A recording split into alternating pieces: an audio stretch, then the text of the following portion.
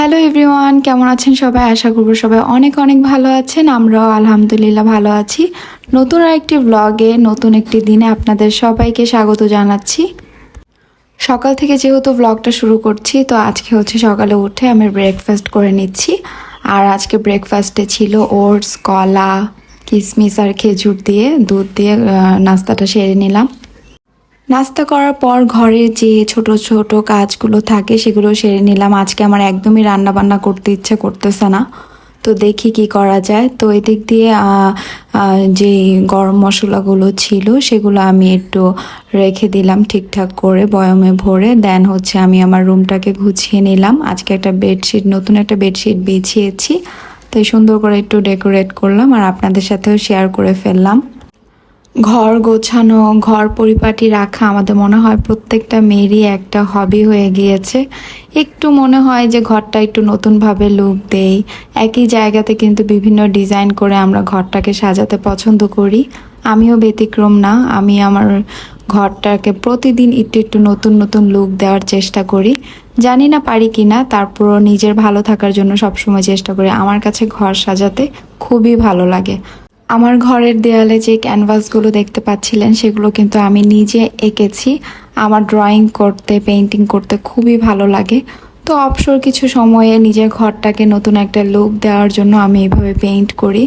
কেন জানি মনে হয় নিজের হাতের জিনিসের ছোঁয়াটাই অন্যরকম। তো আজকে যেহেতু একদমই রান্না বান্না করতে ইচ্ছে করতেছে না, একদম সহজ রেসিপি পোলাও রান্না করব আর সাথে ডিম ভুনা রান্না করব। ডিম ভুনা আর পোলাও হচ্ছে বেস্ট কম্বিনেশন, আমার খুবই পছন্দ। প্লাস আমার হাজব্যান্ডও এটা খেতে পছন্দ করে। তো দেখা যায় আর কিছু রান্না না করলে এটা করে ফেলেও একদম ইজিলি খেয়ে ফেলে, টেনশন মুক্ত হয়ে যায়। তো আপু এবং ভাইয়াদের সাথে কথা বলতে বলতে অলরেডি আমার ডিম ভুনা করা হয়ে গিয়েছে। এখন হচ্ছে আমি পোলাওটা বসিয়ে দিব। পোলাওয়ের রেসিপি শেয়ার করার তো তেমন কিছুই নেই, আর আমি যেহেতু প্রফেশনাল না, তো যেভাবে রান্না করছি সেটাই আপনাদের সাথে শেয়ার করছি। আমি একটু তাড়াহুড়াই করছিলাম যেহেতু আমি একটু বাইরে যাব, আমার কিছু কাজ আছে বাইরে। রান্না বান্না শেষ করে আমি একদম সালাডটা পর্যন্ত কেটে রেখে দিয়েছি যাতে আমার পরে আর কোনো হ্যাসেল না হয়।